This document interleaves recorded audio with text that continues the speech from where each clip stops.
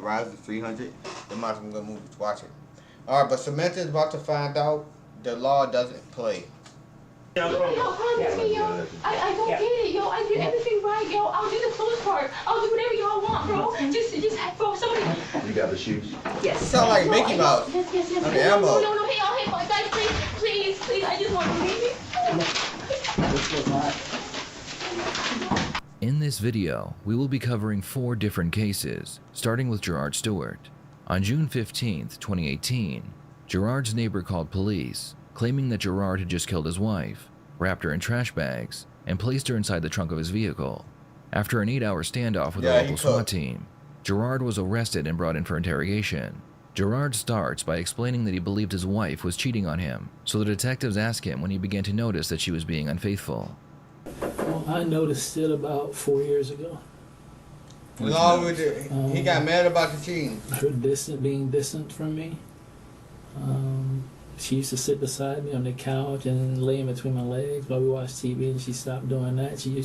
We have what's called a chair and a half. She'd start sitting up in a chair and a half, and it was always on her cell phone. Mm-hmm. And then I think one day she went to use the bathroom, and in the master bedroom, and I walked in and opened the door real quick, and she was on her phone, like she was texting someone. Mm-hmm.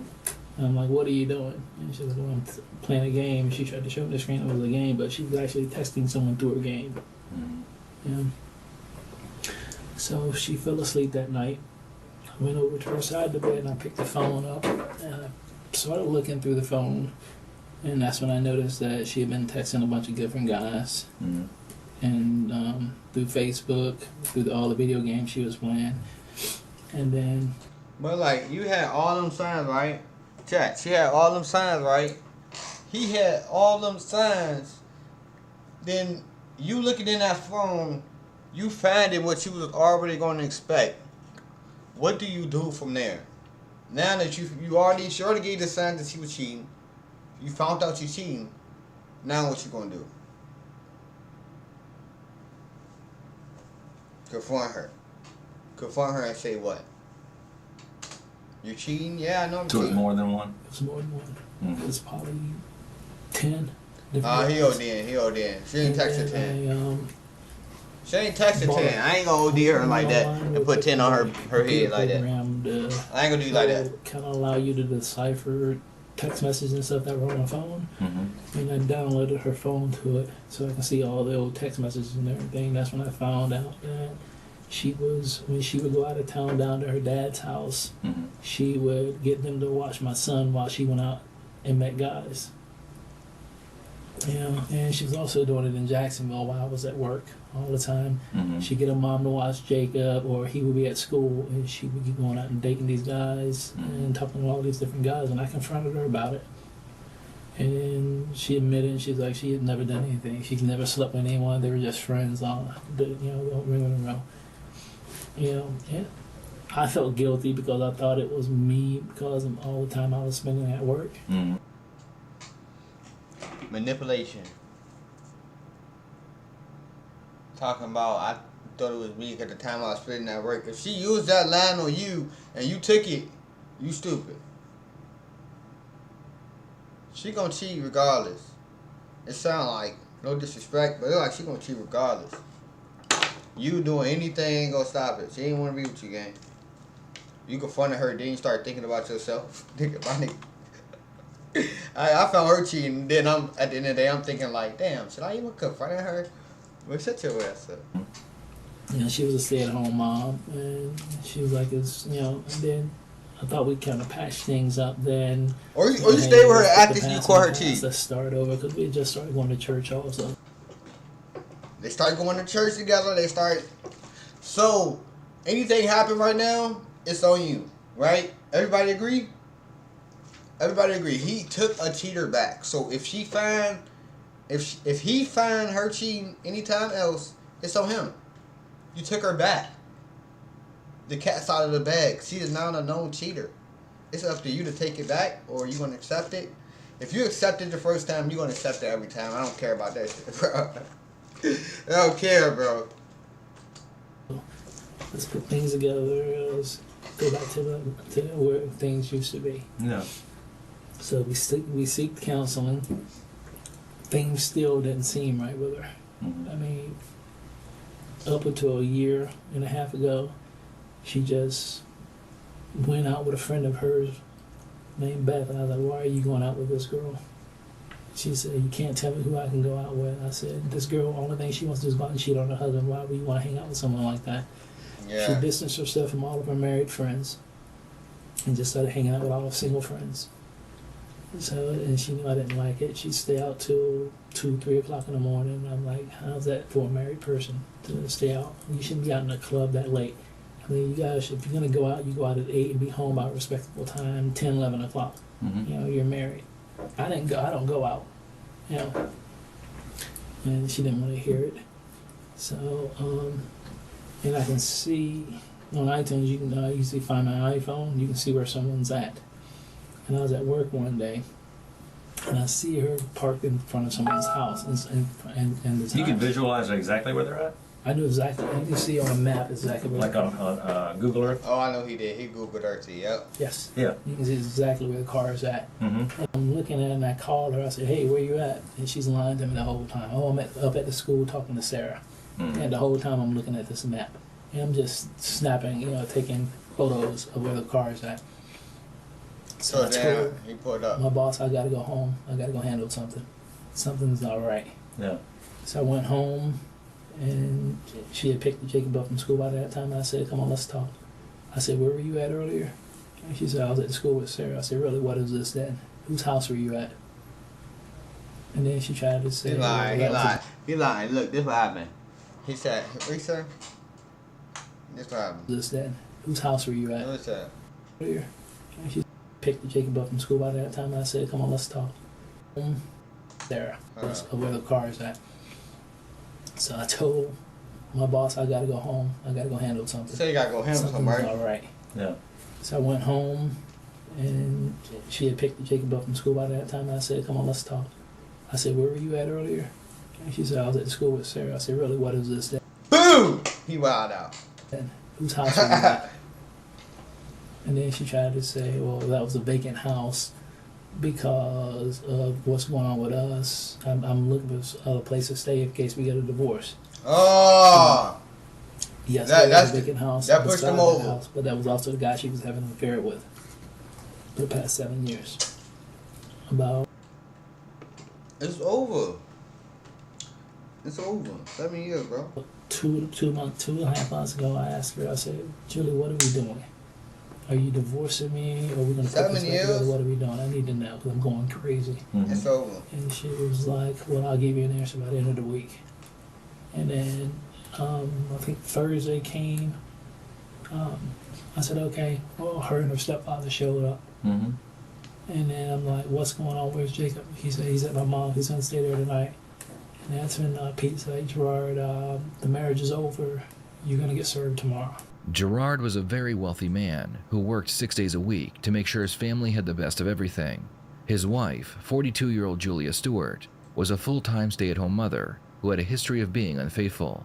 Despite trying his best to repair their marriage, it would ultimately end with Julie serving him divorce papers. So this is something she had been planning, because the file I got was this thick Oh, yeah. from the court. Yeah. I had all my financial stuff for the past 3 years. I was like, "Really? You've been planning this?" The whole, And then she said, "Let's meet for lunch," because she didn't want to talk that night. Pete said, Yo, she got your ass. Damn. God damn. And he works 6 days a week? I think it's only 5 days in a week. 6 days a week? No, he's wild. He trying to get money for these people, and they out here bugging. She out here bugging, but like I said, bro, you know what she was when you took her back. You took her back like the first time. Like, it's up to you, bro. "Y'all are not going to talk tonight. Y'all can talk tomorrow." I said, "All right." She definitely was We'll planning meet this, for lunch. cuz. I ain't gonna lie. And her started talking. I begged her not to do this, not to break her family up. Mm-hmm. And she just kept saying, What was that? "I don't know what to do. I don't know what to do. I feel cold in my heart." And I asked her, I said, "How long have you been planning this?" I said, because this didn't just happen because you gave them so much paperwork. Oh, yeah. It's, you know, and I said, besides, where did you get the money to get a lawyer? She got your money. And I said, your mom gave you money? She said, no. She said, I took it out of my son's bank account. So I was like, okay. I said, why would you steal $5,000 out of your son's bank Out account? of Jacob's account? Yeah. But I don't think she stole the money out of his account. I think her mom gave her the money, or the dude she was seeing gave her the money. Mm-hmm. So, but I couldn't prove where the money came from. Yeah, because you should have access to Jacob's account too. You can see where that shit coming from. Even when I got served every day, I was begging her not to divorce. Let's think about Jacob. Because, I mean, Jacob has issues. Yeah, that's what I said. A lot of issues. I said, let's think about him. I know whatever's happened in the past, we can work on our marriage. Yeah. She said, the reason I want to get divorced was I did something that I can't live with. Yeah, she said, I've been having an affair with him for 5 to 7 years. And so I said, you telling me you've been sleeping with another guy this long? Yes. And she said, yeah. I said, Julie, we can work through this. And she kept saying, no, we can't. We're not. This nigga great, bro. What up, bro? She been sleeping with the guy for that long, and you said we can work through this?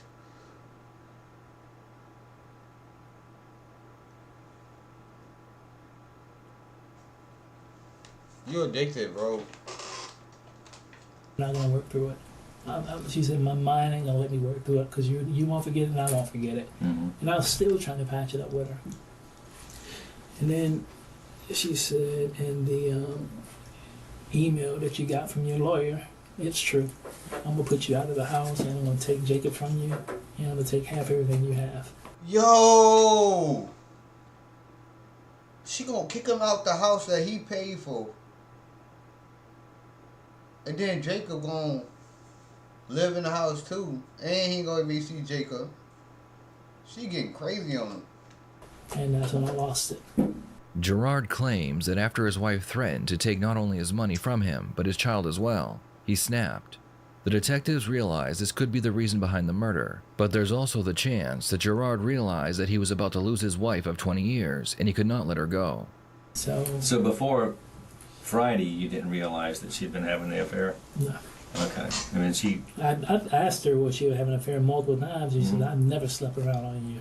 I've never slept around on you. And that's what she's never admitted before? Never admitted she ever slept around on me. And then she hit you all at once? All at once. Like, yeah, I've been having an affair with him, and I'm going to take you to the cleaners. Exactly what basically. Is that what she said? Yeah.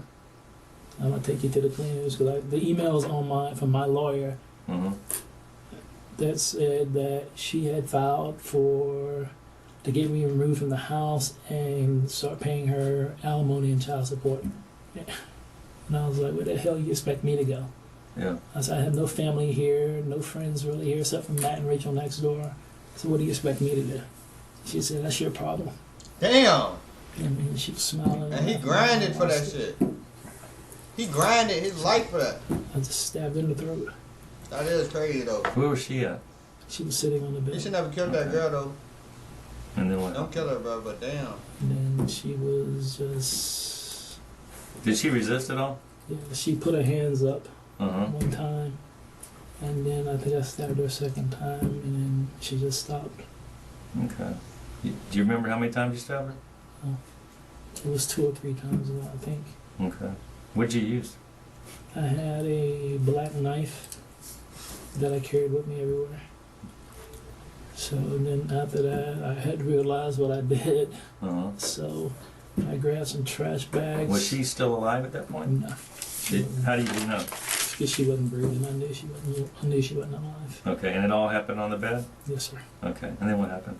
So I grabbed the trash bag and pulled it over her so she wouldn't bleed out everywhere. I was gonna say that. Was she bleeding a lot? Yeah, she was. That's nobody, man. You gotta hold up. And I wrapped her up in some trash bags, put tape on it so she didn't bleed all over the place, and then put it in the trunk of my car. Okay. I freaked out. I was like, I knew I was going to jail. So I went to the bank, and because nobody had access to my bank accounts, I withdrew all the money out of my accounts and drove out to the beach trying to figure out what to do. You ain't put none in your son bank account? You wild. You supposed to put something in your bank. Over by Mayport. You supposed to put all that in his son bank account. What I was going to do. And then... Which part? I don't know. I think it was Dutton Park. Okay, I know where it's at.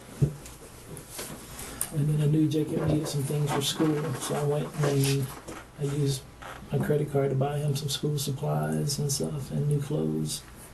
Called Rachel, my neighbor. She didn't answer the phone. I called Matt, her husband, and said, Matt, I'm in trouble. He's like, what's going on? I said, man, I killed my wife. He's like, no, you didn't. I said, yes, I did. And he said, okay, have you called the police yet? I said, no. He said, well, you know, I got to call the police. I was like, yeah, I know. I opened the garage, backed the car out with her body in it, and then closed the garage back down. And then that's when Matt called me. Pastor Anthony was on the phone, and then I can hear one of the police officers on the phone as well. And at that time, I was just swallowing pills. You know, I was just swallowing pills, and I think I talked for a few minutes, and the next thing I know, I collapsed, and I got back up, and I heard the police officer say, try to get him to come outside and just turn himself in. His son wants to see him. And I said, I'm not going to have my son see me this way. And then I just blacked out after that, and I think I fell and hit my eye on the counter. You know, and that's the last thing I remember. And after you said you cut her throat, and then she started to fight back? Well, I stabbed her first time, and she put her hand up, and then I think I stabbed her again, and then her hands just dropped. Okay. And then what? And then I just looked at her. And then I was just shaking, like looking at the knife, just like this. Did you already cut her throat at that point? Yeah. Okay. When you put her in the plastic, was it just her, or did you wrap everything else up with it? No, it was just her wrapping in the plastic. Okay, just her. Yeah. Wrapped in the plastic. Yes, sir. Okay. All I ever wanted was my family. I did my best to try to protect them. Nigga, what? Killed myself working for them. This way they have a nice place to live. That girl's wild though. Just never thought this would happen to me. And then her dad behind her, yeah, she gonna take everything. I'm sorry. But he wild for killing her though. But murder, he could have beat her in the court. I never had the knife on me at that time. In the end, Gerard would be found guilty of murder, and he would receive 40 years in prison for murdering his wife. Our next case is centered around this man, 44-year-old Damien DeRocha.